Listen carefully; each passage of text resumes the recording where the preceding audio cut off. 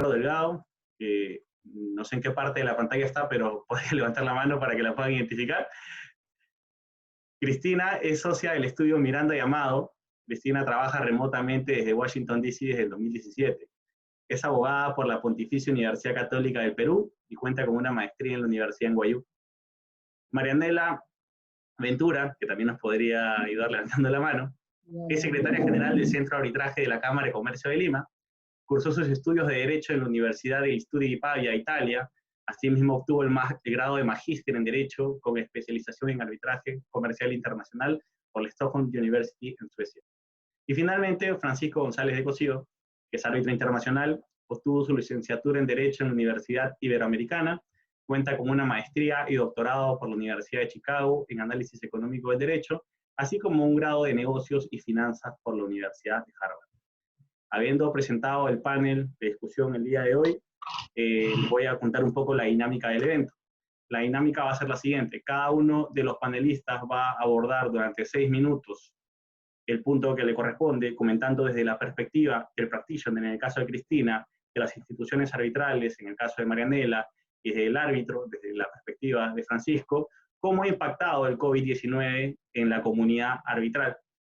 Luego de ello, durante 4 minutos, los demás panelistas vamos a complementar la exposición inicial de cada uno de ellos y vamos a hacer preguntas, repreguntas o comentarios generales para hacer más rica la conversación y que no se nos pase algún punto importante que tenga que ser materia de discusión en este panel de discusión. Finalmente, los últimos 10 minutos de la conferencia van a ser dedicados al público en general para que puedan hacer preguntas. En la parte inferior derecha de su pantalla van a ver una opción que se llama Raise Hand o levantar la mano. Si le dan clic ahí, los administradores de este sistema virtual van a poder identificar que ustedes quieren participar. Les pediría por favor que se identifiquen, indiquen a la persona que le están haciendo la pregunta y finalmente procedan a formularla. Sin más, luego de haber presentado a nuestros panelistas, vamos a empezar con la dinámica. Vamos a empezar por Cristina.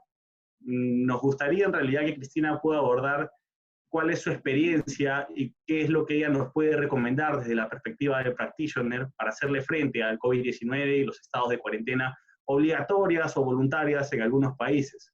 Considerando que Cristina además no solamente es abogada y se dedica a la práctica del arbitraje internacional, sino también tiene más de 3 años trabajando de manera remota, quizás nos pueda compartir herramientas necesarias para el manejo de procesos, de grupos de trabajo, y también complicaciones logísticas que puede haber tenido, efectos positivos o negativos del trabajo remoto, y nada, sin más que decir, Cristina, a ver si nos puedes ayudar con tu participación. Hola, buenos días. Muchas gracias, Jorge, y a Lima Very Young Arbitration Practitioners por la invitación, y muchas gracias a Marianela y a Francisco por la oportunidad de compartir este panel con ustedes y de discutir algunos de estos temas. Me da mucho gusto estar con ustedes por esta vía y poder compartir un poco mi experiencia de trabajo remoto y algunas herramientas que me han servido, y también algunos retos o dificultades que enfrentamos trabajando de manera remota y que creo que muchos vamos a enfrentar en los próximos meses. Bueno, entre las herramientas, lo primero, y aunque parezca obvio, es indispensable tener una buena conexión a Internet. Yo sé que a veces es difícil ahora, en esta etapa estamos enfrentando sobrecargas de la red y ese tipo de cosas, y hay que ver cómo manejarlo. Por ejemplo, organizarnos para descargar documentos en la noche, tenerlos disponibles al día siguiente, y ese tipo de cosas que facilitan el trabajo. Yo, por ejemplo, he preferido, en vez de trabajar con la conexión inalámbrica, tener una conexión directa alámbrica a mi oficina, que me permite tener un nivel, una velocidad muy buena, la verdad. Y eso es fundamental. Una segunda herramienta que es indispensable y que, bueno, nosotros la usamos en la oficina incluso cuando no es trabajo remoto, es tener un sistema que permita compartir documentos para todo el equipo, no solo los documentos de trabajo para poder ver versiones anteriores y no tener que estar buceando entre emails para encontrar la última versión del documento de trabajo, sino también documentos históricos del caso, tener todo el expediente arbitral disponible para todo el equipo en todo momento en nuestro sistema. Y eso involucra no solo tener una plataforma digital o tecnológica que te lo permita, que hay varias plataformas que se pueden usar, pero además tener un protocolo y organización de trabajo de tal manera que ese expediente electrónico esté siempre actualizado y también documentos de trabajo anteriores, por ejemplo, memorándums vinculados al tema, cualquier análisis, cualquier documento de trabajo anterior que ha sido hecho por otra persona del equipo, esté en ese expediente a disposición de todo el equipo, para que no haya que buscarlo en el momento que se necesita, sino todo el mundo tiene claro ya dónde están las cosas, y el protocolo de tenerlo siempre actualizado es muy importante, tener a una persona responsable de eso. Después, bueno, tener siempre comunicación constante con el equipo por audio y video. Hay también múltiples plataformas que permiten eso. No es necesario tener tampoco una videoconferencia para cada llamada, pero sí es importante estar disponible telefónicamente en cualquier momento para el equipo, porque hay dudas que surgen de un momento a otro y tener que estar esperando para coordinar una llamada. No, simplemente poder levantar el teléfono y llamar a alguien es muy importante. A mí me ha servido muchísimo tener conectado directamente mi anexo de Lima aquí en mi computadora. En cualquier momento, si alguien me quiere llamar a mi directo, yo contesto como si estuviera sentada en mi oficina en Lima, y eso ha sido, creo, fundamental para el día a día, para las cosas sencillas que no requieren más que una llamada de 2 minutos, pero que a veces te alivia muchísimo. Y creo que igual en este momento en que todos estamos trabajando remoto, es muy importante, y nosotros con todo el equipo estamos siempre en contacto para saber cuál es la mejor manera de comunicarse con todo el mundo. Felizmente hoy día hay varios mecanismos y ha funcionado bastante bien, pero creo que ese es un reto que tenemos que tener siempre en cuenta, de saber que las personas estén disponibles y cómo contactarlas. Y otro tema importante es tener un equipo tecnológico de soporte remoto. En estos días todos estamos aprendiendo más sobre las plataformas que usamos, pero a veces sí hay problemas un poquito más complejos que requieren de un soporte tecnológico, y tener un equipo que te pueda apoyar de manera remota es creo, fundamental. Después me gustaría mencionar, esas son algunas de las herramientas básicas, algunas limitaciones que he encontrado. Primero, creo que todavía hay limitaciones para participar en audiencias de manera remota, sobre todo en arbitrajes en Lima, y creo que hay 2 tipos de limitaciones todavía que creo que existen. Una es la limitación, digamos, física, tecnológica, que hay algunas salas que todavía no están preparadas para tener una participación activa de manera remota. O sea, tener un abogado, por ejemplo, que pueda hacer un alegato de manera remota todavía es difícil en algunas salas. Y lo otro es un tema más mental y cultural, que todavía nos cuesta aceptar que esa es una manera válida y eficiente de participar, y creo que eso se está rompiendo ahora con el acceso mucho más abierto y mucho más común que le estamos dando a este tipo de plataformas. Creo que eso se va a ir rompiendo definitivamente y vamos a estar más acostumbrados. Y de repente ahí Marianela y Francisco nos pueden comentar un poco cuál ha sido su opinión, si han visto más apertura a estos temas por las dificultades, digamos, de cuarentena y este tipo de cosas que enfrentamos. Otra dificultad que encontré, y creo que ahora, bueno, eso varía bastante y va a cambiar bastante con el tema de las limitaciones a los viajes, pero que en muchos arbitrajes en Perú no se solía pactar un calendario procesal desde el inicio que involucre todas las audiencias. Felizmente sí hemos tenido bastante recepción positiva, tanto de contrapartes como del tribunal, para hacerlo desde la primera orden procesal. Cuando se fijan las reglas del procedimiento, para mí es fundamental tener claro, si yo, por ejemplo, no estoy en Lima, voy a tener que organizar mis viajes y saber con tiempo cómo tengo que organizarlos para poder estar en las audiencias si es que es necesario. Y eso ha sido, creo que está mejorando muchísimo y se va en esa tendencia, pero creo que esta situación nos va a acelerar ese proceso, y creo que va a ser fundamental. Las reglas de la primera orden procesal van a ser, creo, fundamentales para pactar ese tipo de cosas, como las audiencias electrónicas o virtuales, para pactar el tema de la comunicación electrónica y notificaciones electrónicas. La mayoría de reglamentos lo permite, la ley lo permite, pero nosotros sí hemos tenido alguna experiencia, algunas dificultades con notificaciones electrónicas. Por ejemplo, en un caso sí nos pasó que una contraparte alegó no haber recibido una notificación electrónica y se tuvo que reprogramar una audiencia. Ellos lo solicitaron y el tribunal accedió. Creo que cada vez vamos a tener que ser más estrictos con la responsabilidad que implica pactar una notificación electrónica, ¿no es cierto? Y tener protocolos de recepción y de procesamiento de notificaciones electrónicas de tal manera que no haya tanto espacio para alegar que no se recibieron, ¿no es cierto? Y creo que en ese camino vamos a ir, pero que todavía, bueno, en una situación como la que tenemos ahora, obviamente los tribunales van a ser flexibles a preocupaciones reales y legítimas, ¿no? De las partes con alguna dificultad de movimiento, pero al mismo tiempo las partes también tienen que ser proactivas y empezar a poner todo de su parte para que el proceso funcione, ¿no? Y bueno, un tema que también es más una preocupación es el tema de estar siempre al tanto de la seguridad cibernética y de la confidencialidad de los documentos, ¿no? Para eso también es muy importante tener el apoyo del equipo de soporte, ¿no? A nosotros nos guían mucho en cuanto a qué plataformas son seguras, qué plataformas no son seguras, y también a crear un protocolo de trabajo, porque muchas veces en realidad las dificultades por el lado de seguridad se dan por error humano. Hay que tener mucho cuidado en los protocolos de trabajo de que todo el mundo tenga claves y seguridades y los archivos controlados, y eso es muy importante ahora que la gente va a estar trabajando en su casa, va de repente a descargar archivos en su disco duro, va a estar caminando de repente por algún lado con la computadora, entonces es importante tener siempre los archivos seguros, ¿no? Porque esa siempre es una preocupación nuestra y de los clientes.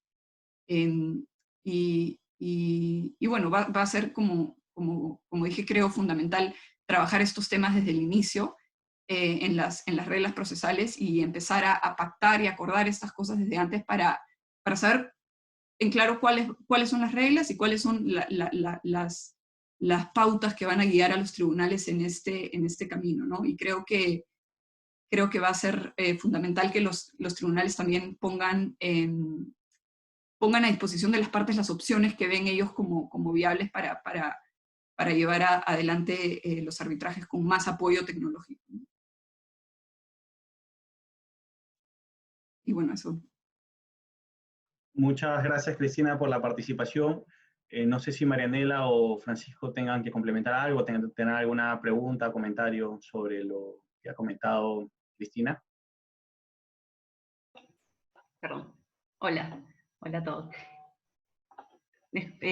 Yo creo que definitivamente, claro, el ejemplo de Cristina, que es una abogada que trabaja en remoto hace muchos años, es solo un ejemplo que se puede seguir. Ella ya tiene todos los accesos, las recomendaciones que nos ha dado, toda la información, y creo que realmente es de las pocas que probablemente se encontraba en esa situación cuando, por ejemplo, fue decretado el estado de emergencia aquí, ¿no? Pero hacia eso tenemos que ir. Creo que es un buen ejemplo todas las recomendaciones que nos ha dado. Gracias. Francisco. Gracias, Jorge. Buenos días a todos. Felicidades, Jorge y Lima Very Young Arbitration Practitioners, por este evento. Veo 90 espectadores, estoy impresionado. Y Cristina ha dicho muchas cosas muy inteligentes.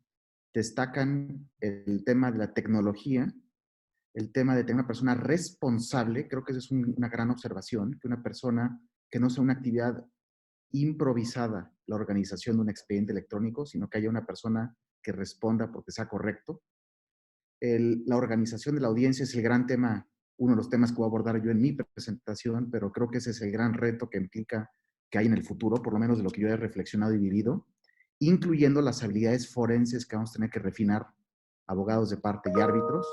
Y por último, seguridad cibernética. Ese tema yo no lo había pensado previo a esta conferencia o este webinar, pero hace 2 semanas un colega me hizo pensar mucho sobre esto porque hubo una filtración de información en un caso de electricidad, que soy árbitro, y la gran duda de una persona es qué estamos haciendo para cuidar que, por ejemplo, no exceda una persona a nuestra computadora sin que nos demos cuenta y vea el estado de liberación, el estado de elaboración del laudo.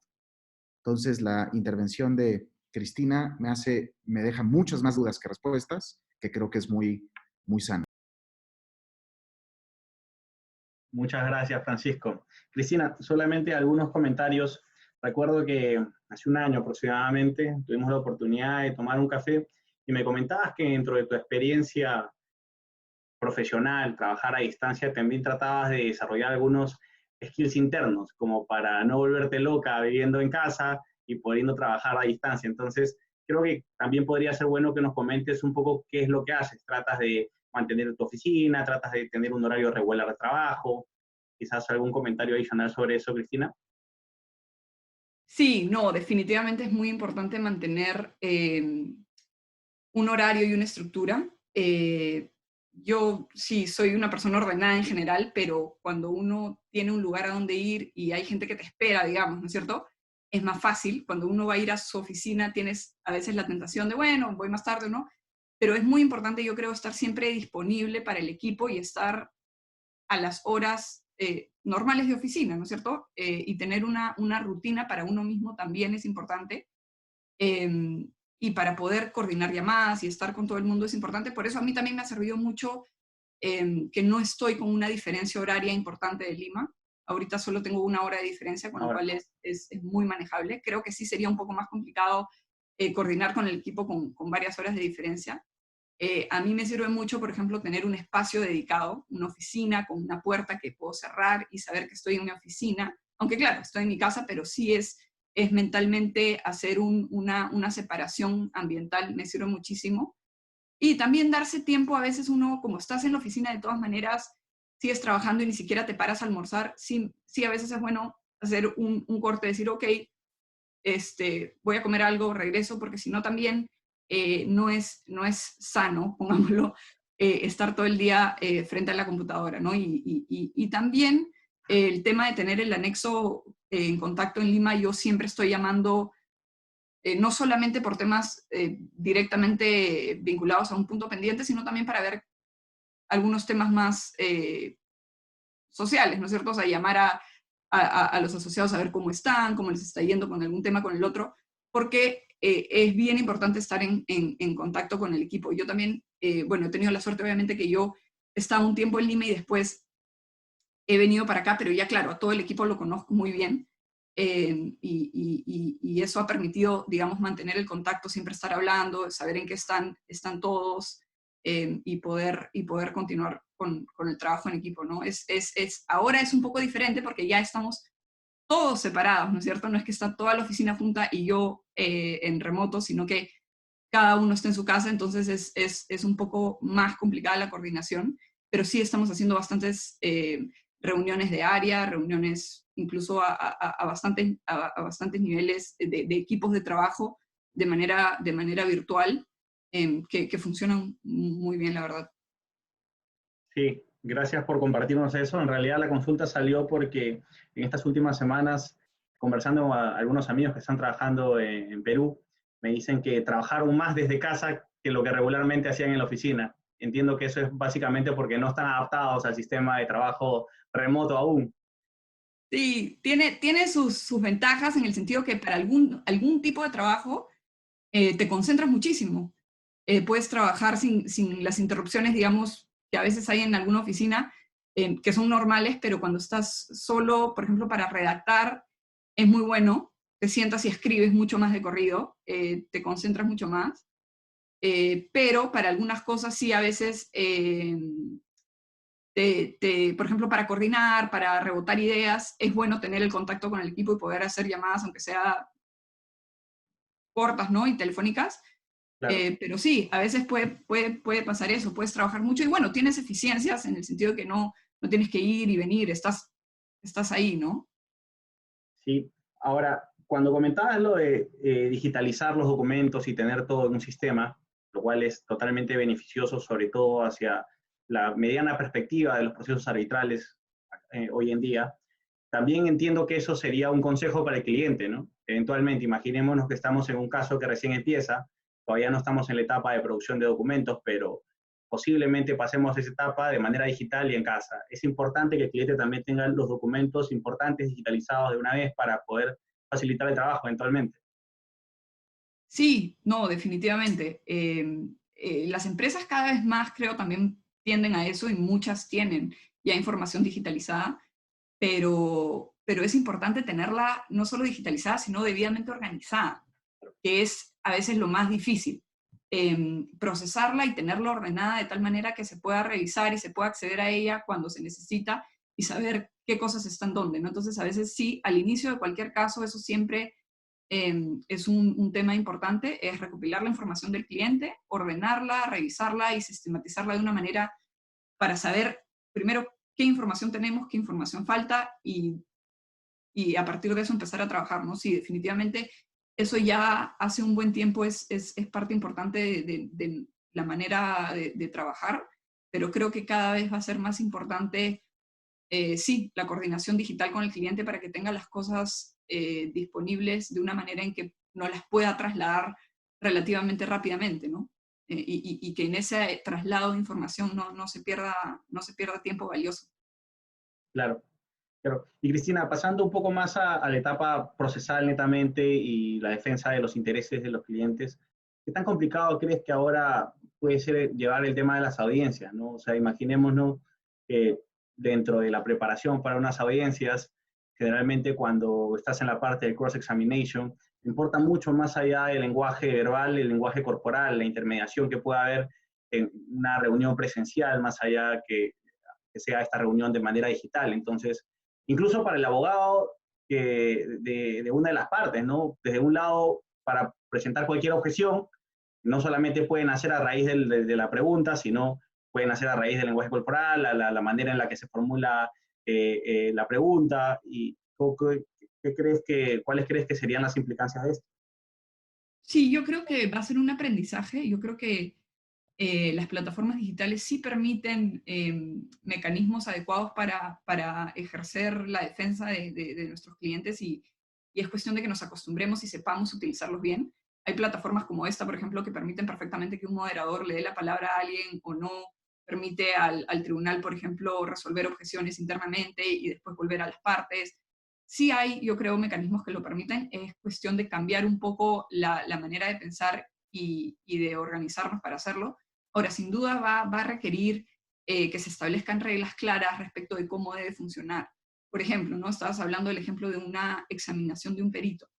Creo que en las condiciones actuales, por ejemplo en Perú, en las cuales hay una cuarentena en la cual no hay posibilidad de juntar al perito con abogados de las partes en un mismo lugar físico, va a ser difícil que podamos hacer una examinación, no porque necesariamente el abogado que va a hacer la examinación tiene que estar en el mismo lugar físico, pero me imagino que sí van a haber ciertos protocolos en los cuales el perito, al ser examinado, no debería estar solo en su casa, debería estar probablemente, aunque sea con un tercero, Claro, designado por el tribunal o designado exacto, por la contraparte, aunque sea, exacto. en el mismo lugar, ¿no? Pero una vez que hayan cierta flexibilidad o cierta posibilidad de traslado, tampoco es necesario, y si las medidas de sanidad no lo permiten, no sería necesario tener a 18 personas en una misma sala.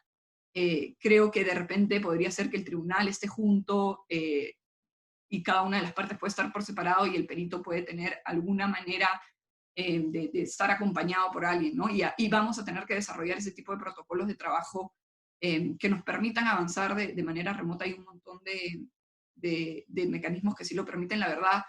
Eh, las teleconferencias permiten ver, o sea, no solo voz, yo creo que sí sería muy difícil hacerlo solo telefónicamente, es muy difícil mantener la concentración solamente con el teléfono. Las plataformas de videoconferencia permiten cierto contacto visual que creo que es importante, y la verdad el nivel de sonido, de video es bastante bueno. Yo creo que sí, definitivamente se puede. Ahora, va a involucrar aprender a hacerlo, ¿no? O sea, no es igual, va a ser un poco difícil. Así como nos ha costado y hemos aprendido a manejar interrogatorios con traducción simultánea, porque tienes que esperar a que termine la traducción y es un aprendizaje. Creo que esto va a ser también otro aprendizaje similar, en el que hay que aprender a manejar la tecnología, y los abogados y los árbitros que sepan manejar bien la tecnología van a tener ventajas y van a poder llevar a cabo los arbitrajes de manera más eficiente, y por eso todos vamos a estar, creo yo, interesados en aprender y acostumbrarnos a este nuevo sistema. Sí, sí, totalmente. En realidad creo que nos vamos a ver forzados a tener que migrar al sistema virtual, que era lo que tanto se pedía en la comunidad arbitral, ¿no? Y una última consulta, Cristina, considerando que no todas las partes tienen la información digitalizada o muchas veces en las órdenes procesales o o la llamada de coordinación de las audiencias inicial en cada proceso, no se coordinaron medios virtuales. Desde tu perspectiva, en realidad en un escenario hipotético, ¿crees que los árbitros van a estar más tentados a considerar ampliaciones de plazo? Sí, creo que, bueno, una cosa es esta circunstancia específica que nos ha, creo, sorprendido, digamos, a todos. Naturalmente los árbitros van a tener que ser flexibles en estas circunstancias y dar a las partes tiempo para adaptarse, ¿no es cierto? Es natural que en estas circunstancias muchas partes, yo creo que atendiendo también al estado del procedimiento en cada caso, los tribunales van a tener que ver si se amerita suspender plazos o no, pero sí es más atendible que en estas circunstancias en las cuales no estaba previsto, las partes tengan cierta dificultad en acomodarse o tomen cierto tiempo. Pero creo que va a ser un reto para los tribunales poder distinguir entre preocupaciones legítimas y razonables respecto de poder acceder a la información en medio de estas medidas y conductas estratégicas que también van a tener algunas partes para tratar de prolongar el arbitraje, ¿no? Entonces va a ser un reto, pero yo creo que los tribunales tienen bastante experiencia en distinguir ese tipo de cosas y creo que sí, o sea, ahora van a tener que ser flexibles, pero al mismo tiempo procurar siempre que haya iniciativa de las partes también en poder llevar a cabo el arbitraje, ¿no? Y no dar excusas para bloquearlo. Pero sí, va a haber necesidad de, en ciertos casos, permitir tiempos adicionales, porque ahorita, por lo menos en Perú, van a haber empresas que tienen dificultades incluso para ir a su oficina y poder obtener ciertos documentos, ¿no? Muchas gracias, Cristina. Yo creo que es importante ahora no solamente manejar una solidaridad social, sino también con la parte o la contraparte, ¿no? Va a depender de cada caso, como comentas, y nos ha servido mucho tu feedback desde la perspectiva de practitioner. Ahora vamos a pasar a Marianela para que nos cuente un poco cómo es la dinámica en la institución arbitral, porque ella es secretaria general de la Cámara de Comercio de Lima. Quisiéramos saber básicamente cuáles son los antecedentes para que se tome la decisión de suspender los plazos en el centro, o también cuáles son las herramientas y plataformas que manejan para hacer frente a esta crisis, y si el reglamento arbitral en la CCL es compatible con las implementaciones que se han pensado hoy en día, ¿no? Finalmente, ¿cuál es el panorama de lo que se piensa para los próximos meses, considerando que no solamente va a depender de la discreción del tribunal arbitral, sino también de las plataformas disponibles que tengamos para la conducción de los procesos? Gracias, Marianela. Gracias, Jorge, a ti y a todos los miembros del equipo de Lima Very Young Peruvian Arbitration Practitioners por la invitación a participar en este webinar, en la que, bueno, me permiten contarles un poco sobre cuál es la posición por lo menos del centro que represento. Como muchos de los que están conectados sabrán, o sea, el estado de emergencia fue decretado por el gobierno del Perú un domingo a las 8 de la noche, y el presidente nos dijo que a partir del día siguiente estábamos todos por el periodo de 15 días en un estado de aislamiento social obligatorio. Desde esa misma noche, realmente la preocupación de todos los que participan en los arbitrajes, pero muchísimo, debo recalcar, de lo que son nuestros usuarios, los clientes, o sea, las partes, estaban muy preocupadas porque muchos de ellos se veían en una situación de potencial indefensión, porque no iban a poder presentar sus escritos, no iban, o sea, a poder cumplir con las diligencias y los plazos seguían corriendo, cómo se iba a manejar esta situación. Hubo mucha preocupación. Fue por ese motivo que el Consejo Superior de Arbitraje realizó una sesión extraordinaria ese mismo domingo, y se tomó la decisión que probablemente muchos han visto, que fue publicada en un comunicado el lunes 16 a primera hora, y se decidió, en base a las facultades que le otorga nuestro reglamento y el estatuto, de, uno, establecer la reprogramación de todas las diligencias que estaban programadas para esos siguientes 15 días, y también la suspensión de todos los plazos de los arbitrajes administrados por la institución. Esta decisión fue tomada en consideración de tutelar, digamos, el buen andamiento y los derechos también de las partes de los 800 casos que manejamos. Fue lo que se consideró mejor para las partes y la tutela del buen andamiento de estos procesos. No fue una decisión que fue tomada caso por caso. Si bien desde ese primer momento también se previó, bueno, uno, que había la incertidumbre que en general genera esta situación en la que vivimos en el mundo respecto del tiempo en el que puede durar, ¿no? Y se previó que se pudiera complementar esta decisión. Tan es así que en el texto de ese comunicado, ese primer comunicado que se emitió, que además fue comunicado a cada uno de las partes de nuestros casos y al Tribunal Arbitral por medio de los secretarios arbitrales, se estableció que esas medidas durarían, en tanto durara la medida determinada por el Estado, o en tanto el Consejo emitiera un pronunciamiento diferente al respecto. Entonces, esto es importante porque, o sea, el motivo de esto también, o sea, principalmente fue tutelar las partes y el buen andamiento de los casos.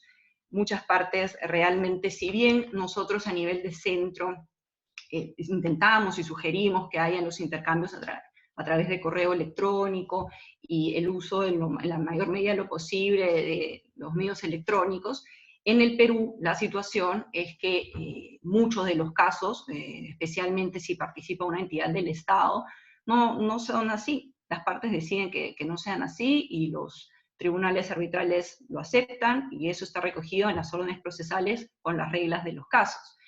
Entonces, también hay que recalcar que a nivel de centro, y creo que a diferencia de otros centros arbitrales en el mundo, que probablemente manejan también más casos internacionales, en donde las partes desde ya se encuentran en estados diferentes, en países diferentes, y las reglas desde el comienzo se establece que sean electrónicas, y hay mucho más utilizo de todos los medios digitales.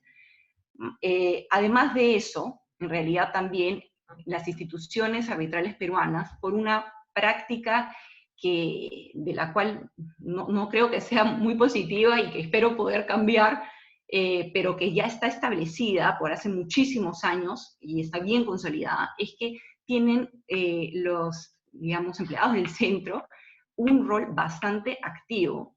Como te digo, ya que las partes muchas veces piden, por ejemplo, notificaciones en físico, nosotros en el centro de arbitraje tenemos 10 notificadores que usualmente van por toda la ciudad a entregar los escritos.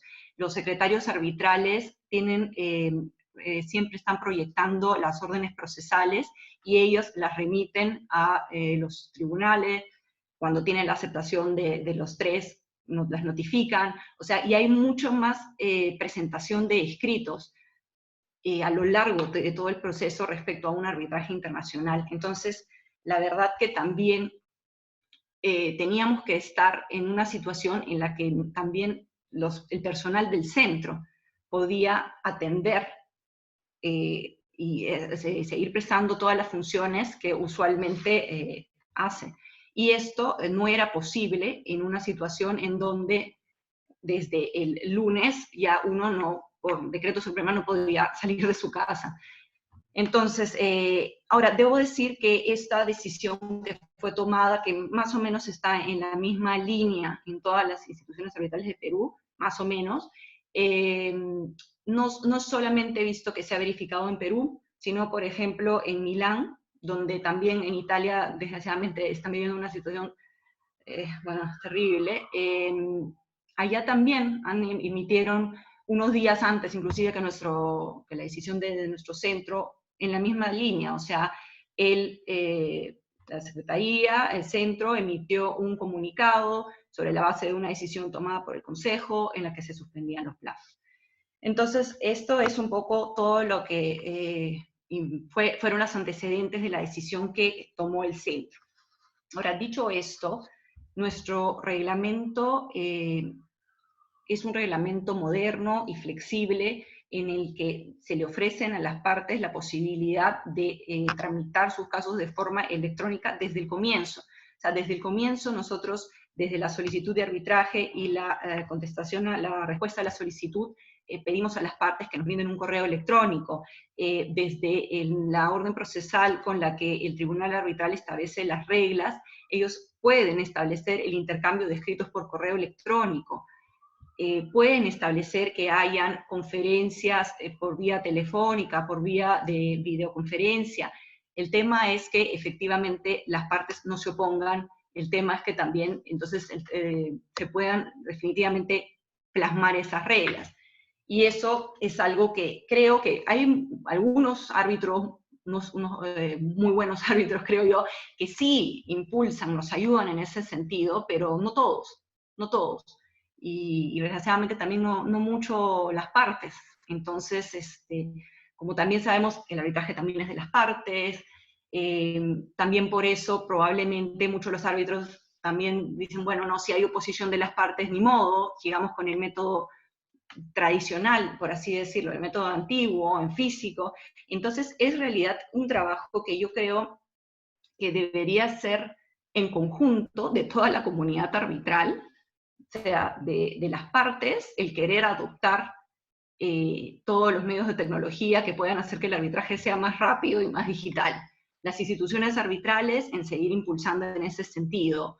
Los árbitros también, ustedes, la comunidad arbitral, las asociaciones de jóvenes, o sea, intentar promover eso, intentar de pronto, o no sé, los abogados también, o las partes, designar a árbitros que son más propensos a adoptar un arbitraje tecnológico. O sea, es un trabajo realmente en conjunto, y yo creo que hacia eso vamos, y creo que también una de las grandes lecciones que nos deja esta situación es precisamente la necesidad de potenciar todo lo que es un arbitraje más electrónico. Ahora, como te comentaba, nuestro reglamento es totalmente compatible para que se puedan hacer el intercambio de escritos y las audiencias. También contamos con una mesa de partes virtual, ya la tenemos hace varios años. Las partes pueden presentar su solicitud de arbitraje online. Recibimos 2, 3 peticiones de arbitraje online al año. O sea, si bien sea algo que intentamos publicitar, es muy difícil de hacer que el mensaje cale. Y también en realidad como un proyecto, es un poco ambicioso para el Perú, pero es un proyecto que tenemos, ojalá a mediano plazo, es implementar una plataforma virtual, como tienen los principales centros de arbitraje del mundo, en el que las partes, los árbitros puedan cargar directamente sus escritos con los anexos, y todo está ahí totalmente como certificado, y ahí en este caso, por ejemplo, si nosotros tuviéramos esa plataforma, probablemente no, o sea, en gran parte no tendríamos, en parte no tendríamos este problema, porque también es muy importante que los abogados, así como tiene Cristina, tengan todos sus archivos y sus expedientes también desde su casa, ¿no? Porque, por ejemplo, también hay eso, o sea, si un abogado ahorita tenía que presentar un escrito, puede ser que su escrito haya estado listo en su oficina para presentarlo, pero que no pueda ir físicamente a la oficina y no pueda ir físicamente al centro a presentarlo, el centro que está cerrado. O sea, estamos en una situación realmente para la cual es la primera vez que sucede, no estábamos preparados. Definitivamente después de esto, creo que a nivel en general va a haber mucho más impulso al tema de la tecnología. Nosotros a nivel de centro ya vamos a estar más preparados.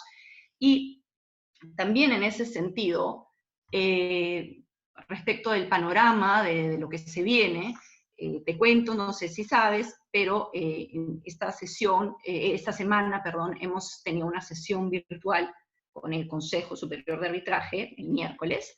Entonces dijimos, bueno, definitivamente es muy posible que esta situación se protraiga. Ya estamos listos, por lo menos a nivel de centro, hemos tomado las medidas necesarias para que nuestro personal pueda brindar los servicios. Entonces tomaron un nuevo acuerdo que ha sido comunicado, publicado ayer en la noche en nuestras redes, y que los secretarios arbitrales están procediendo a comunicar en estos momentos a todos los tribunales y las partes de los casos que tienen a cargo, en el que en este nuevo comunicado, en esta nueva decisión que complementa la primera, el Consejo, por un lado, mantiene la decisión de suspender todo mientras dure la medida de estado de emergencia. Sin embargo, también da la opción a que en los casos en los que sea los miembros del tribunal arbitral y sea las partes estén de acuerdo, se puedan realizar todas las diligencias de forma virtual que sean posibles, siempre obviamente en el respeto de las normas que nos impone el estado de emergencia, ¿no? Entonces, es probable, es posible que algunos casos reanuden, ojalá sean la mayoría, no sé, la verdad, probablemente en los que participa el Estado tengan más dificultad, habrá que ver, pero digamos, esta es una forma en la que podríamos reactivar un poco todos los casos. Ahora, y como digo, sí, para nosotros sí es importante que esta decisión sea no solamente tomada por el tribunal arbitral, sino también consensuada por las partes, porque ellas también tienen que poder tener los medios para poder actuar su defensa. Así que bueno, ya les podré contar en los próximos días cómo va la cosa. Muchas gracias, Marianela. No sé si Francisco o Cristina tienen algún comentario, alguna pregunta sobre la presentación de Marianela.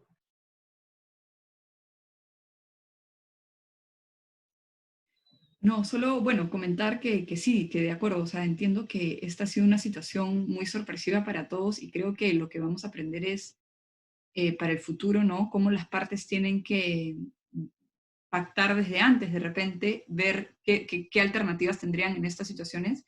Y creo que sí, hay muchas partes que hasta ahora han manejado mucho el tema físico, porque siempre fue una opción, o sea, no dieron el salto a las notificaciones electrónicas porque la verdad que no había gran dificultad con las notificaciones físicas, entonces, ¿no? Como que la costumbre te lleva a eso, y creo que ahora las mismas partes van a ver las ventajas y los beneficios de pactar las notificaciones virtuales y digitales y otro tipo de participación virtual. Y creo que sí van a ser de las propias partes y que, bueno, vamos a ver cómo va en los próximos días, pero yo sí creo que muchas partes se van a dar cuenta de la necesidad. Ahora, también, como mencionas, van a haber muchas que, por más que han visto la necesidad en estos días, hasta que por lo menos se levante el estado de emergencia, van a tener dificultades prácticas para efectivamente adecuarse rápidamente, ¿no? Van a tener que volver a sus oficinas y hacer de repente algunos cambios para poder estar en la capacidad de hacerlo, pero creo que ahora muchas más empresas y sobre todo las empresas van a ver la ventaja de esto, ¿no? Que hasta ahora han preferido, me imagino, el tema físico por una cuestión más de costumbre y no han visto la necesidad, ¿no?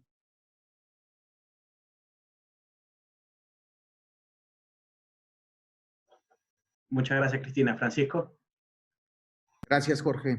Creo que las observaciones de Marianela son muy interesantes y recalco 3 cosas de lo que escuché. La primera es, me llamó mucho la atención el tiempo de respuesta, el que hayan sesionado en domingo para atender esta crisis, que hayan tenido conciencia y en el radar la angustia, es como registré lo que mencionaba Marianela, espero haberlo entendido bien, la incertidumbre que le genera a las partes, la posibilidad de que pierdan la oportunidad de representar correctamente a sus clientes y cómo la Cámara de Comercio de Lima respondió con una respuesta muy atinada en tiempo y en contenido.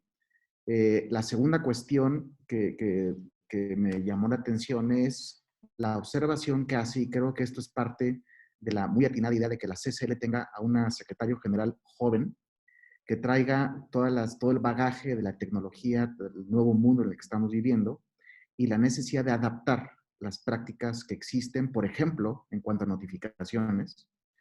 Desde que tuve mi primer caso en CCL hasta el día de hoy, yo noto una veloz adaptación y muy inteligente adaptación de la Cámara de Comercio de Lima a las prácticas internacionales de arbitraje. Recuerdo la labor que hizo, muy buena labor, Roger Rubio, de buscar cada vez más que las buenas prácticas internacionales bajen a la práctica peruana. entre otras maneras, adaptando o adoptando un nuevo reglamento de arbitraje que sea acorde a las mismas. Y creo que es natural que paulatinamente vayan cambiando, vayan mudando esas prácticas para que cada vez sea más eficiente. Recuerdo, por ejemplo, el acta de instalación, que se acostumbraba que un árbitro internacional tenía que viajar a Lima para firmar un acta de instalación y regresarse cuando no había ningún otro paso que hacer. Y mi primer caso de Cámara de Comercio de Lima, donde propuse que yo era el único árbitro del tribunal que era extranjero que ocurriera en forma remota, tuvo resistencia. Y el que haya resistencia no lo comento críticamente, lo comento, es un fenómeno natural y humano, se llama el adaptive preferences. La gente preferimos aquello en lo cual estamos adaptados y el cambio genera resistencia.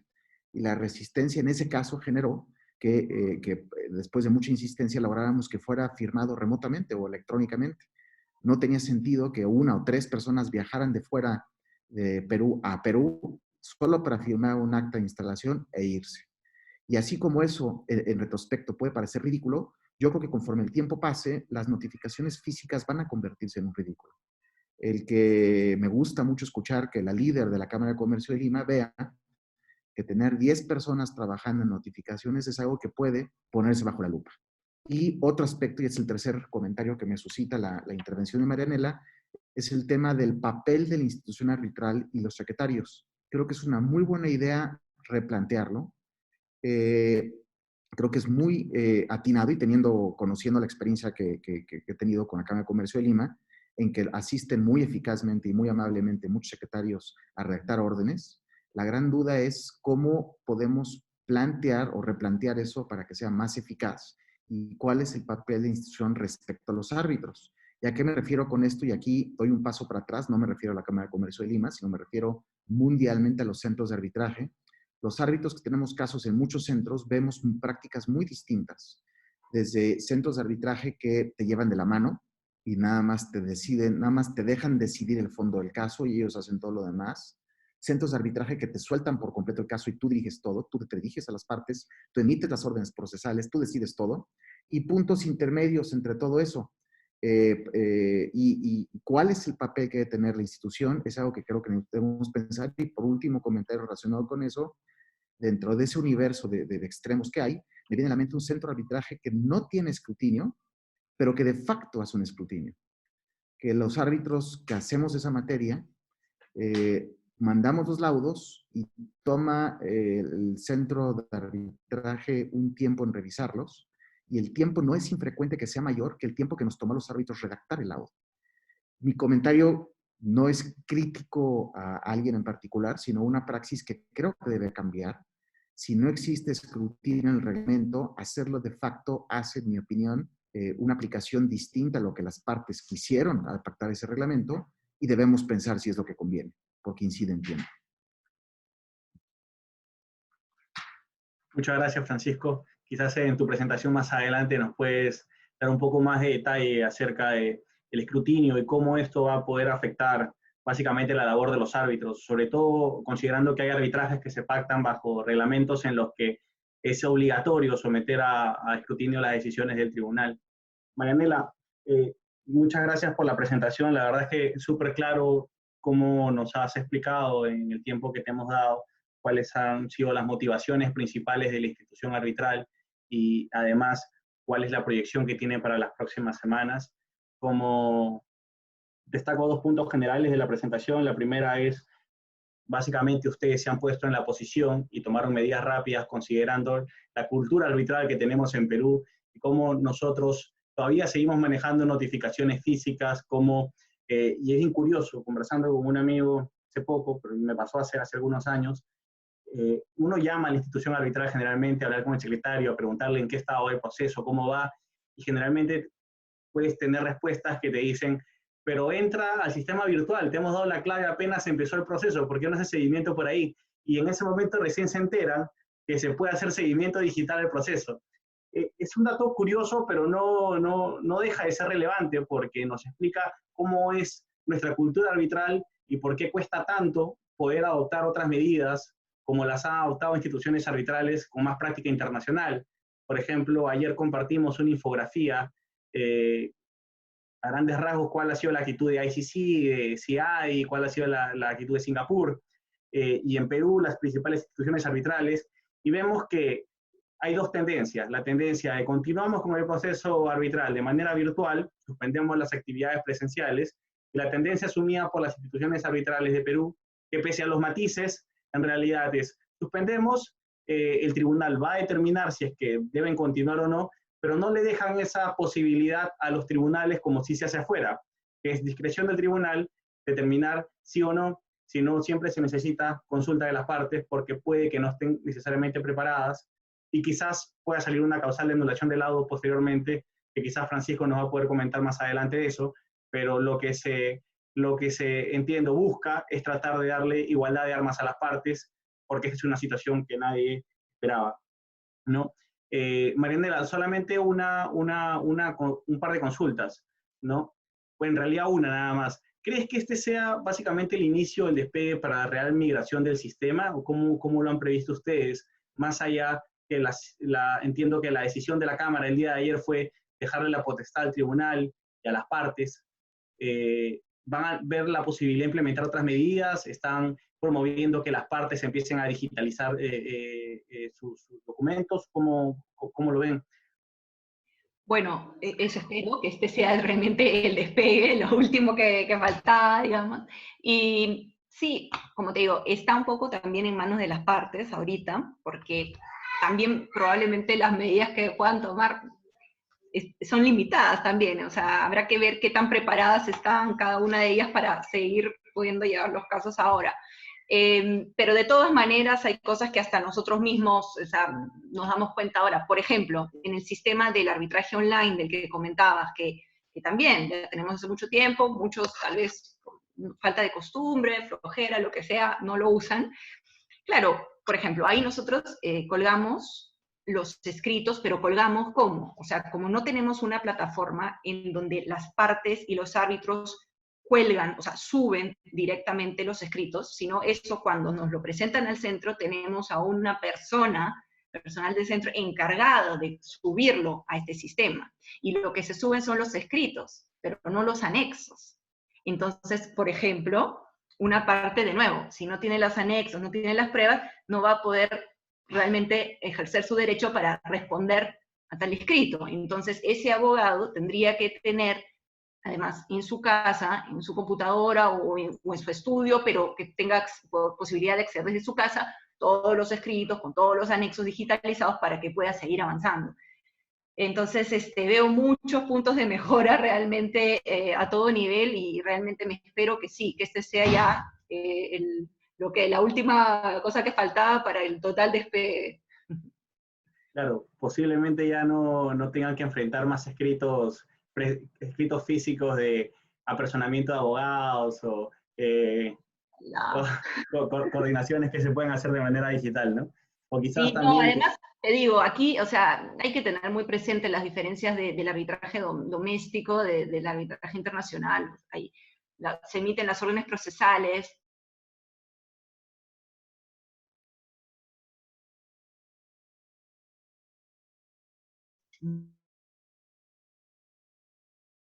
No se dan, realmente, no se le puede subir el nivel. Sí, creo que la última parte no te la podemos escuchar bien porque se colgó el sistema. Creo que está... A ver, sí, ahora está mejor. Sí, ya. Fundamentalmente no, decía que realmente espero que esta ya sea la ocasión para realmente poder volvernos más digitales a todo nivel. El gran salto, el gran salto. Quizás ya no tengamos más audiencias, las famosas audiencias de ilustración, sino trate de hacerse una semana de audiencia como se hace en el mercado internacional, ¿no?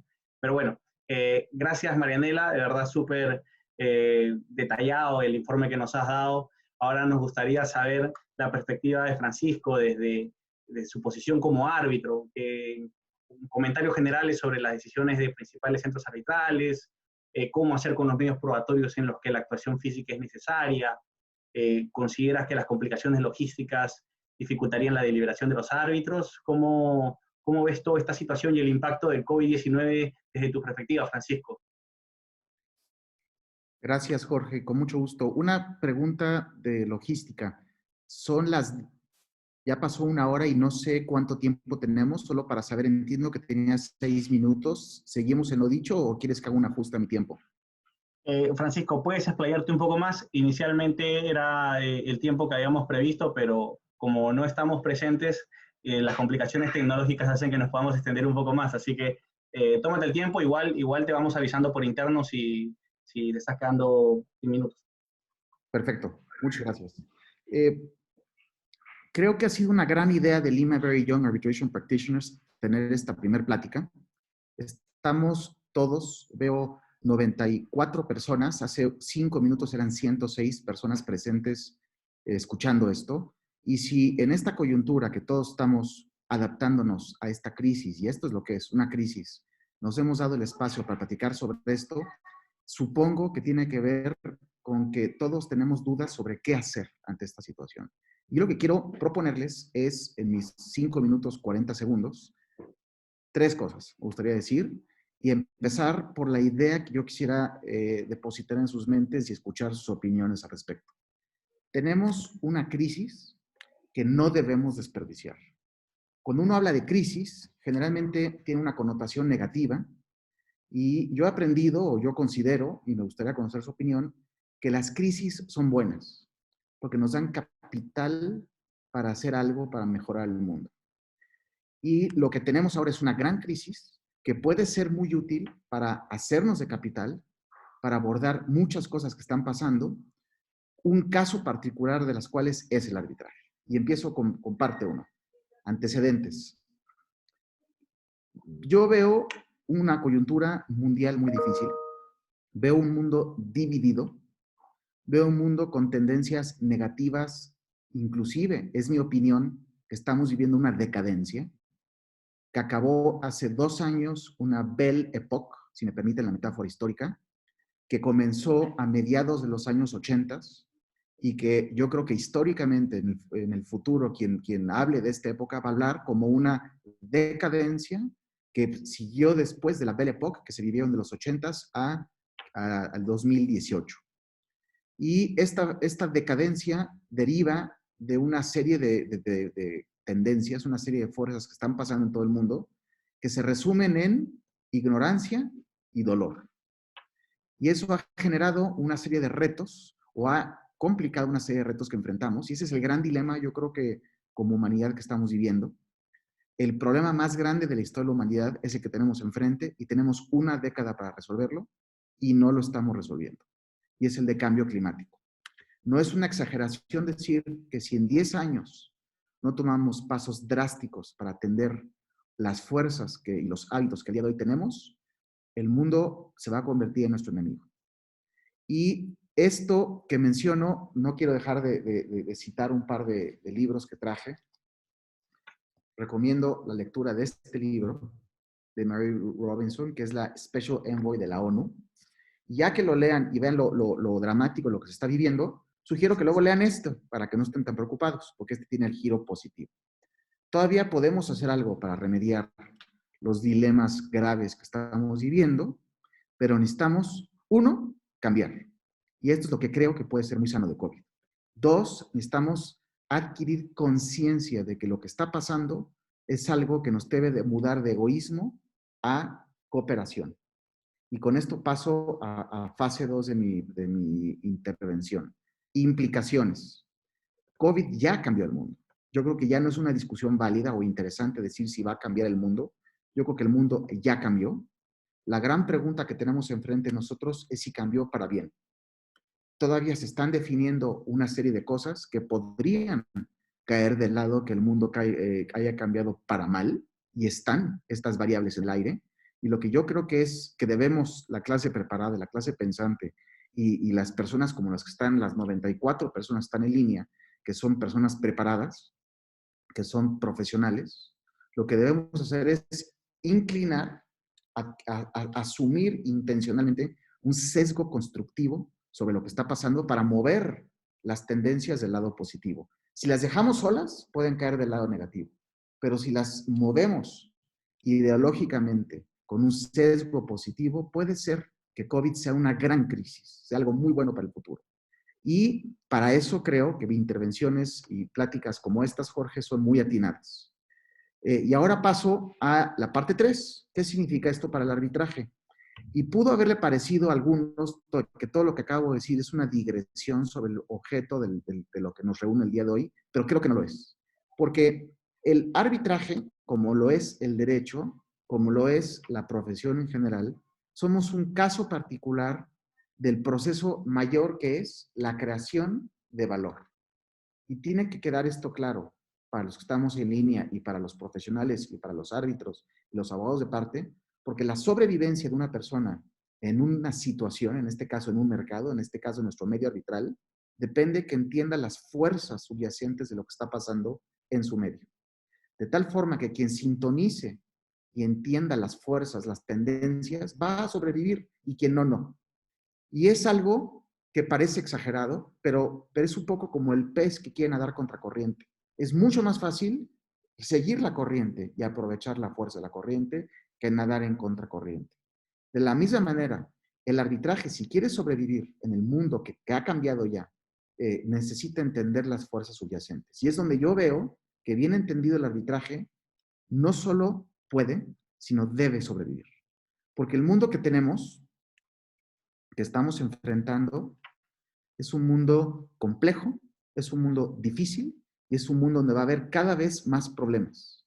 Pero son problemas que ya no son problemas sencillos, que ya no son problemas de si A le debe a B porque le rentó un mueble. Si, en fin, no pongo más ejemplos. Mi punto es que entre más se complica el mundo, más se complican los problemas que aquejan el mundo. Y entre más se complican los problemas que aquejan el mundo, se necesita aquel concepto jurídico que hemos confeccionado, que hemos, iba a decir ideado, pero más bien hemos respondido a una necesidad. El arbitraje, la necesidad que colma, es que ofrece un espacio inteligente de discusión basada en principios para atender problemas. Y ese espacio es cada vez más necesario entre los problemas en la medida en que los problemas del mundo son más complejos. Y esto es algo digno de tener en mente porque lo que uno observa cuando uno voltea al mundo y ve las discusiones sobre arbitraje, por cierto, circulé a través de Jorge un par de ensayos que he escrito sobre este tema y sirven de apoyo a lo que voy a decir. Lo que uno voltea a ver es que el mundo, en vez de estar apoyando al arbitraje, está destrozando el arbitraje. Y los motivos por los cuales lo hace, el gran ejemplo es el arbitraje de inversión, pero no es el único ejemplo. Estamos destrozando el arbitraje con argumentos no solo equivocados, sino evidentemente equivocados. ¿Y por qué está ocurriendo eso? Mi lectura, pero me interesará conocer opinión de las demás personas que están en línea, obedece a ignorancia y dolor. Como existe dolor, un dolor propiciado por la crisis de 2008 que lastimó a muchas personas, ese dolor inyecta sentimientos en la sensatez de las personas que ejercen un voto. Y por cierto, los sentimientos, especialmente la ira, es la forma más clara de intoxicar el buen juicio. Una persona enojada suele no tener un buen juicio. Una persona enojada suele no tomar los pasos inteligentes para abordar una circunstancia. Y lo que uno observa en el mundo actual es que las masas están enojadas porque sienten que durante la Belle Époque unos se beneficiaron en detrimento de las masas. Y han votado de una manera que yo considero irresponsable y han puesto en puestos de liderazgo a personas que merecen ser calificadas de demagogos. Y esto es mundial. Todo el mundo, son muy contadas las excepciones, están viviendo esto. Las únicas que me vienen a mí a la mente son Merkel en Alemania y los franceses. Son las únicas dos lugares en el mundo que observo que tienen verdaderos líderes que merecen estar ahí y todo el resto del mundo está mal. ¿Y qué tiene esto que ver con el arbitraje? Que muestra el punto que yo quiero hacer ver respecto del valor que da el arbitraje. El arbitraje es algo que se justifica únicamente en la medida que el proceso de creación de valor genera un valor. ¿Y cuál es el valor que da el arbitraje? Costos de transacción. En la medida en que existen decisiones que logran aplicar correctamente el derecho, se reduce el riesgo que genera el derecho, que generan los problemas, y eso propicia que exista más intercambio, más intercourse mundial, que es lo que queremos fomentar, especialmente ante una crisis como esta. Pero el arbitraje no está exento de problemas, y con esto quiero concluir. ¿Cuáles son los problemas que yo creo que debemos estar pensando y que empatan muy bien en lo que Marianela y lo que Cristina han dicho. 1, costo. 2, demora.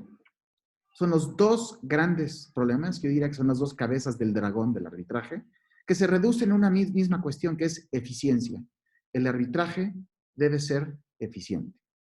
Existen una serie de subtemas, como son la calidad de los fallos, la equidad o el equilibrio de género, la institucionalidad, el problema del árbitro de parte, el problema de corrupción, muchos temas. Por ejemplo, mencionaba Jorge cómo deliberar, cómo manejar esta situación. Ya hay lecciones al respecto, puedo abundar sobre ellas si desean, pero creo, yendo de general a particular, que los grandes temas que debemos estar pensando es el arbitraje.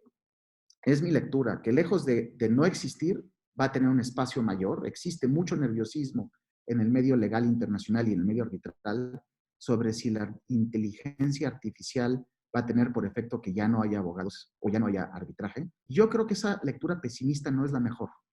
Es posible, pero creo que no es la mejor lectura de las tendencias que se ven en el mundo. Yo creo que el arbitraje va a tener más utilidad porque conforme a la teoría del conflicto, los conflictos, los problemas no son más que acomodos en las relaciones jurídicas. Quitemos jurídicas. En las relaciones, toda relación, en todas las áreas, ya sea una relación de hermanos, una relación de parejas, una relación de socios, una relación de acomodarse. Acomodos. Y estos acomodos es lo que llamamos coloquialmente problemas, controversias. La gran duda es si manejamos correctamente esas controversias. Y para que se manejen correctamente necesitamos diseñar un qué, un medio, para que sea adecuado a la problemática que estamos viviendo. Y ese es el valor último, en mi opinión, que da el arbitraje. Y es algo, por cierto, digno de pensar. Uno lee textos distintos de arbitraje y la gente dice, el arbitraje es bueno porque es confidencial, porque es barato, o porque es veloz, porque... Yo creo que no es la mejor visión de las cosas. El ideal último del arbitraje es que es el único concepto jurídico del mundo que da lo que ciertos problemas necesitan para ser correctamente manejados. La posibilidad de diseñar el intelecto que te va a evaluar, cosa que es muy valiosa para cierto tipo de problemas, y la posibilidad de hacer un traje a la medida para atender lo que el problema en cuestión necesita. Esos dos valores, el único concepto jurídico del mundo que lo da, es el arbitraje. Y entre más se complica el mundo, más complicados van a ser sus problemas y más necesario va a ser el mecanismo que hemos ideado para ello. Pero para ello, para que pueda aún permear más profundamente en nuestro tejido social arbitraje, necesitamos resolver costo y demora. Es decir, necesitamos ser más eficientes. No perdamos esta crisis, la de que nos da COVID, para mejorar el mundo a través de nuestro mecanismo. Me interesará mucho conocer su opinión. Muchas gracias, Francisco. Muchas gracias por tu opinión. Pues no solamente te limitaste a comentar desde la perspectiva práctica cómo abordar el problema del COVID, sino viste una luz de esperanza ahí y la verdad es que el mensaje es bien alentador. No solamente jurídico, sino también espiritual. Está muy bueno. A ver si Cristina o Marianela tienen algo que comentar al respecto. Bueno, no, muchas gracias Francisco por tus comentarios muy acertados sobre el arbitraje en general y cómo las crisis pueden ser vistas como una oportunidad, ¿no? Definitivamente creo que tiene que aprovecharse la oportunidad para demostrar que el arbitraje es una institución flexible, ¿no? Y es una institución que permite resolver controversias en diferentes tipos de circunstancias. Y estas son unas circunstancias muy particulares y muy excepcionales, pero creo que el arbitraje de los mecanismos que tenemos para solucionar controversias es precisamente una de las que más se presta a ser flexible y adaptarse rápidamente a las circunstancias. Y eso es, creo, el gran reto que tenemos por delante. Muchas gracias, Cristina. Marianela, ¿algún comentario? ¿Consulta? No, la verdad que muchas gracias, Francisco, como siempre, tus intervenciones me dejan pensando por mucho tiempo. No, pero sí coincido también con Francisco en el tema que probablemente los retos siempre del arbitraje son el tema de costo, demora, y que se traducen en el tema de eficiencia, ¿no? Y por ejemplo, en este caso, en la situación que nos encontramos ahorita. Si, por ejemplo, Francisco, si hubiera algún supuesto, alguno de tus casos en donde hay una imposibilidad de actuar una prueba, claro, tú prescindirías de esta prueba, bueno, siempre y cuando obviamente no sea pues fundamental, con, o sea, con el interés de un tema de celeridad para seguir adelante con el arbitraje, o crees que eso de todas maneras no sería recomendable porque podría vulnerar, o una parte podría alegar que se está vulnerando sus derechos? O sea, siempre me imagino que es un poco en lo que se encuentra en esa disyuntiva, ¿no? Probablemente los tribunales arbitrales en esta situación, en los casos que no están suspendidos, también van a tener que considerar varias situaciones como la que te comento. Claro que sí, muchas gracias. Empiezo por Marianela y luego el comentario de Cristina. Creo que es posible ese resultado, pero me gustaría estar seguro que es necesario.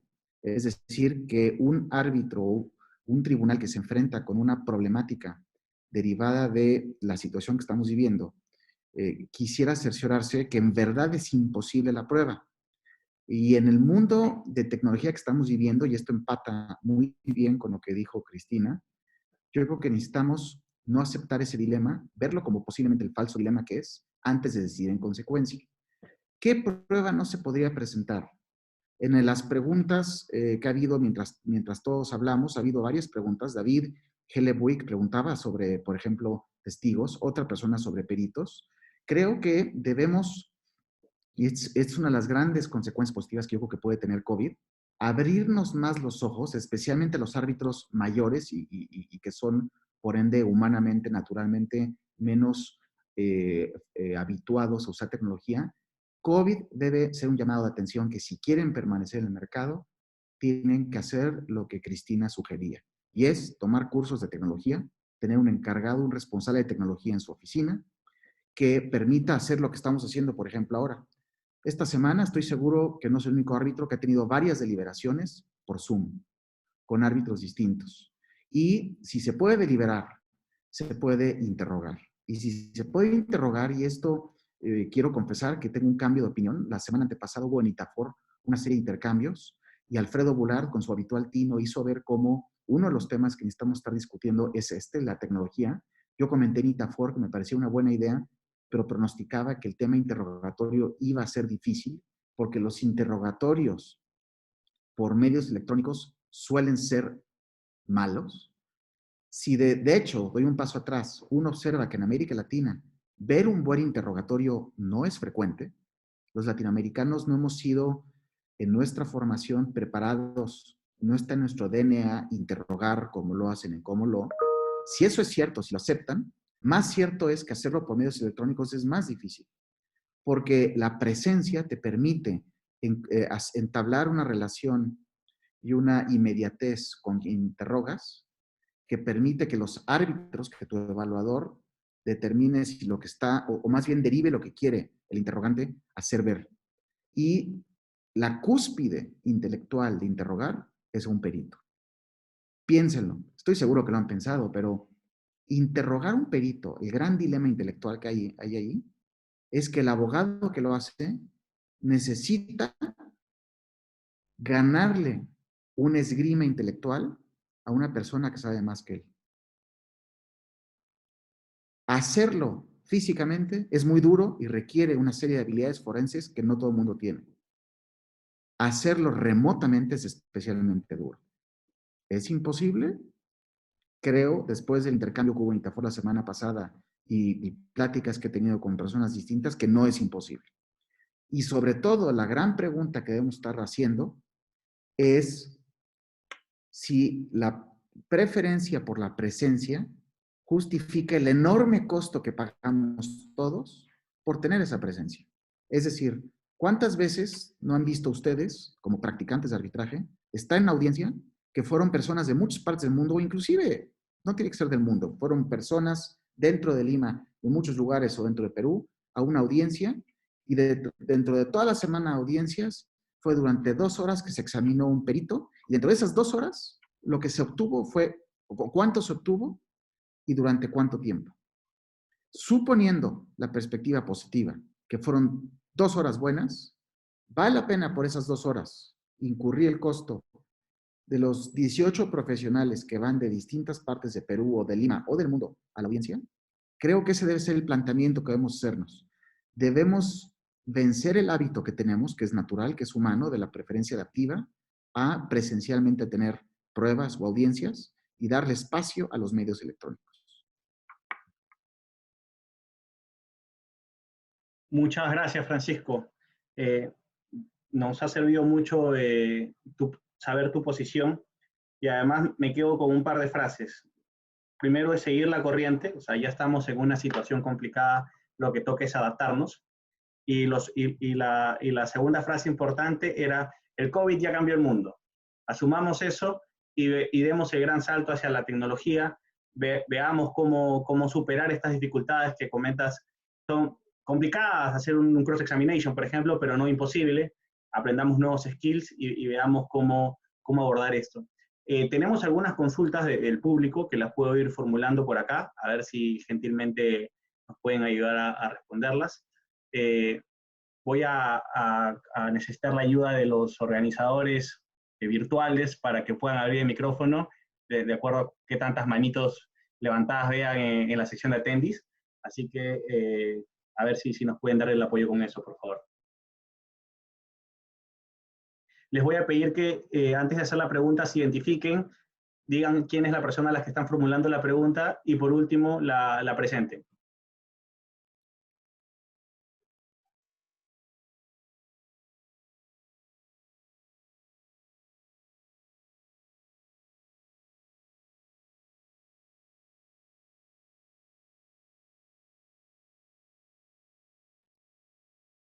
Sí, un nuevo mensaje, a ver.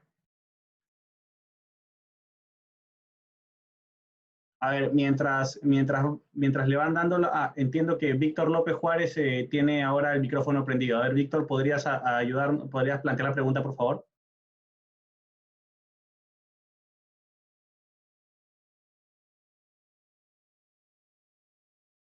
No, no la he presentado. Bueno, entonces voy leyendo las preguntas que vamos teniendo desde la sección de Question and Answers. A ver, una pregunta de Sandra Espinosa. La pregunta está dirigida para Marianela Ventura. ¿Es saludable que la regla por parte de los centros sea la suspensión de las actuaciones y dejar a las partes que decidan, por acuerdo, levantar la suspensión? ¿O la regla debería ser al revés? Es decir, que la regla sea la continuación de las actuaciones y que por acuerdo de las partes o por decisión del tribunal, por advertir alguna indefensión de alguna de las partes, suspendan el caso. ¿Qué riesgos habría de acogerse a la segunda alternativa? Gracias. A ver, Marianela. Jorge, discúlpame, no he escuchado toda la primera parte de la pregunta que me han formulado. Perfecto, la repito. Es una pregunta de Sandro Espinosa para ti y es la siguiente.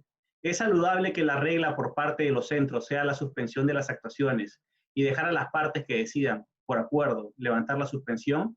¿O la regla debería ser al revés? Es decir, que sea la continuación de las actuaciones y por acuerdo de las partes o decisión del tribunal, por advertir alguna indefensión de alguna de ellas, suspender el caso. ¿Qué riesgos habría de acogerse a la segunda alternativa? Okay. Por mi caso, en mi opinión, por lo menos por lo que hemos vivido, no se trata de un tema de saludable, era casi obligatorio, porque no estábamos en la posición de poder seguir brindando los servicios del centro. O sea, también nos hemos tenido que organizar nosotros, el personal del centro, para poder asegurar esos servicios. Y lo mismo pienso para las partes. No podemos correr el riesgo de que estén en una situación de indefensión. Tenemos que tutelar eso. Eso es parte del trabajo de las instituciones arbitrales. Ok, muchas gracias, Marianela. Viene otra consulta que es de Gonzalo Chirinos. ¿Qué pasa con los plazos que se encontraban corriendo para una parte? ¿Los tribunales podrían valorar una eventual vulneración del principio de igualdad de armas y por lo tanto conceder algún plazo adicional? En principio, la consulta está relacionada también a algún eventual desfase que pueda haber entre el comunicado de la Cámara de suspender las audiencias con los comunicados que se emitieron en cada uno de los procesos particularmente, ¿no? Puede haber algunos días de diferencia. ¿A partir de cuánto se considera la suspensión en esas situaciones? Claro. Bueno, los comunicados se colgaron en nuestra página web, que es nuestro canal formal para comunicarnos con las partes, en la mañana siguiente, ¿no? O sea, ha sido desde el mismo lunes 8 de la mañana, y en el otro hasta 9:30 de la mañana, o sea, muy, muy temprano. Entonces, después, como digo, en los días progresivamente, apenas han podido, los secretarios arbitrales han ido contactando, pero digamos, nosotros ya comunicamos eso. Si una parte hubiera tenido la preocupación, podía entrar a nuestras redes y encontrar el comunicado ahí. Después de eso, obviamente, ya podrá evaluar el tribunal arbitral, pero en teoría yo creo que no deberían haber problemas al respecto. Sí, porque de todas maneras, por ejemplo, si bien un plazo que estuviera corriendo queda suspendido, ok, después, o sea, la idea es que se retomen con los días que faltaban para, una vez que se retomen todas las actividades, que se levante la suspensión, ¿no? Porque claro, esos días potencialmente un abogado ha podido estar en su casa, pero no ha podido, no tenemos la certeza que haya podido acceder a todos los documentos para preparar los escritos de defensa, por ejemplo. Entonces, tenemos que tutelarlo, tomar las mayores precauciones. Perfecto, Marianela. Francisco, una consulta. ¿Tú crees que la actuación de medios probatorios, y esa consulta viene a raíz de un comentario de Irene Segarra, ¿tú crees que la actuación de medios probatorios, como por ejemplo las inspecciones in situ, o imaginémonos que estamos en un caso complejo técnico en el que se tenga que evaluar alguna turbina, ese tipo de actuaciones probatorias son posibles, así como también has hecho un poco el análisis de cómo sería una audiencia de examination de manera virtual, que es no es imposible, es difícil, pero no imposible? ¿Crees que también las inspecciones físicas se pueden reemplazar virtualmente? Gracias, Jorge. Yo creo que es una muy buena pregunta la de Irene, y yo creo que la respuesta es depende. Pero creo que lo más importante respecto a esa pregunta es imbuir en el análisis de la procedencia de esa prueba la conveniencia usando la tecnología. ¿Y por qué digo esto? Porque como resultado del hábito que tenemos, que mencionábamos hace unos minutos, de hacer todo presencial, ha habido muchos casos en los cuales se piden cosas presencialmente que luego no es evidente si fueron útiles. Por ejemplo, me vienen dos ejemplos a la mente recientes. En el primer caso de Asociación Pública Privadas de México, yo fui árbitro en ese caso y una de las partes pidió una inspección ocular y nos desplazamos 3 personas y 7 abogados al lugar del hospital que había sido detenida su construcción a examinarlo. Ya que lo vimos, la pregunta del abogado que ofreció la prueba es, bueno, ¿qué quiere usted que veamos? ¿Cuál es el objetivo de esta prueba? Y su respuesta era, no, quiero que vean cómo está para que se den cuenta de la importancia del caso. No había hecho controvertido en ese asunto que justificara el enorme esfuerzo y costo que fue ir a ver el hospital. Ejemplo 1. Ejemplo 2. En un caso que está vivo, entonces no voy a entrar en detalles, pero se pidió una inspección ocular de una obra de infraestructura en un país donde está la cosa en discusión, pero que la contraparte está en otro país, y hay varias contrapartes. Los 3 árbitros son internacionales, y después un análisis sobre si convenía o no, concluimos. ¿Para qué? ¿Cuál es el objetivo de esta prueba? Es extremadamente oneroso ir a verla. Y el resultado fue que no se pudo demostrar el que fuera necesario contar con esa prueba porque no había hecho controvertido alguno que se disipara con la inspección ocular. Siguiente cuestión. Me viene en la mente, recuerdo un caso de una obra de infraestructura donde la discusión era sobre un cable que era de este grosor, era un cable que tenía casi 1 metro de diámetro y que se había extendido durante 10 kilómetros dentro de la obra de infraestructura, y la discusión era si el cable reunía requisitos, los requisitos técnicos. Es una discusión técnica, es una discusión además que es fáctica y que se propuso, o más bien una opción era ir a ver la obra de infraestructura. Después de discusión interna con las partes, lo que hizo una de las partes fue, ¿por qué no? Hizo un corte transversal de un ejemplo del cable y lo trajo a la audiencia. En la audiencia lo llamábamos el sushi porque parecía un sushi, pero de casi 1 metro de diámetro. y veía uno el contenido de los miles de subcables y podíamos entender la complejidad de la discusión. ¿Por qué cito estos ejemplos? Porque ilustran el punto que yo creo que debe ser parte del análisis que en el futuro hagamos. Con frecuencia pedimos, los abogados de parte, o concedemos, los árbitros, peticiones de inspecciones oculares, de inspecciones in situ, como dice Irene, que yo me cuestiono si se justificaban. Si se justifica, que se haga, que sea un esfuerzo que valga la pena, que los muchos participantes del caso viajen al lugar y que lo inspeccionen, pero que no sea algo que se conceda sin un razonamiento costo-beneficio que incluya tecnología para ver si se justifica. Muchas gracias, Francisco. Creo que hemos cubierto todo ese punto con tu respuesta. Y la última pregunta, disculpen por no poder atender todas, pero la tiranía del tiempo nos está corriendo en contra. Así que, Cristina, es una pregunta de Alex Campos y ha sido respondida en redes por Francisco, incluso comentarios de Pablo. Quisiera saber tu apreciación. Es si deberíamos, Pablo Mori, deberíamos dejar la práctica de audiencias largas o las deberíamos dividir, ya que en arbitraje internacional, como sabes, son comunes las semanas de audiencia. Pero considerando que el sistema virtual va a generar alguna serie de complicaciones no previstas inicialmente, incluso lo debes saber bien tú, como reunir los medios probatorios, preparar un buen cross-examination, preparar un buen directo o redirect. Entonces, ¿tú crees que esa capacidad de atención de los árbitros y de las partes para preparar a sus representadas merecería una división de los procesos? ¿Lo ves como una posible tendencia a mediano plazo? Bueno, a mí la verdad me parece que las audiencias concentradas son muy útiles también para un tema de agendar y de programarse y además de concentrarse. Cuando el tribunal tiene la oportunidad de estar realmente sumergido en el caso durante varios días seguidos, creo que eso permite un nivel de atención y de conectar los diferentes puntos mucho mayor. O sea, no es lo mismo tener una audiencia un día de un perito y de repente 2 semanas después del testigo y de repente un mes y medio después los alegatos. Creo que todo eso es, por un tema de atención y de concentración, es mucho mejor tenerlas concentradas. No solo creo que sea el tema del traslado de las personas, o sea, creo que incluso si que lo fuéramos a hacer virtual, tiene una ventaja hacerlo en un tiempo concentrado. Ahora, claro, pero más allá de eso, a mí lo más importante me parece siempre que sea como se haga, se tenga claro desde el principio cómo es que se va a hacer y que se tenga claro cuál va a ser el procedimiento a seguir, para que las partes puedan planificar y organizarse en relación a lo que ha sido acordado y lo que ha sido determinado por el tribunal.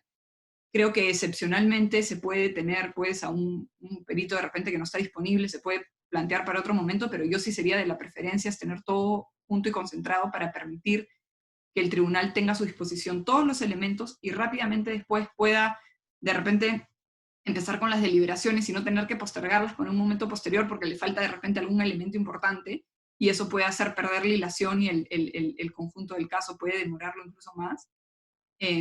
Y ver si eso es factible, ¿no? Dadas las circunstancias. Si a veces no se puede, bueno, pero sí yo le daría preferencia a tener las audiencias concentradas, incluso de manera virtual. Gracias, Cristina. Bueno, ya creo que estuvo bien por hoy día. Me quedo con una frase de Francisco para dar pase a los próximos webinars que vamos a tener. Es: el COVID ya cambió el mundo, ¿no? Hay que adaptarnos a las nuevas necesidades. Por eso es que la dinámica de este primer webinar ha sido interactiva. Las consultas que hayan quedado por el aire, agradeceríamos que nos la puedan escribir en las páginas de Facebook y LinkedIn para tratar de cubrirlas en el próximo webinar, en el que abordaremos temas más sustanciales y relacionados a situaciones sustantivas que pueden darse en cada uno de los procesos. Nuevamente, gracias Cristina, Brianela, Francisco y a todas las personas que han estado conectadas de poco más de hora y media de webinar. Y nada, es muy gratificante para nosotros tenerlos a ustedes. Ha sido un placer. Gracias a todos. Muchas gracias. Igualmente, gracias. Hasta luego. Chao, chao.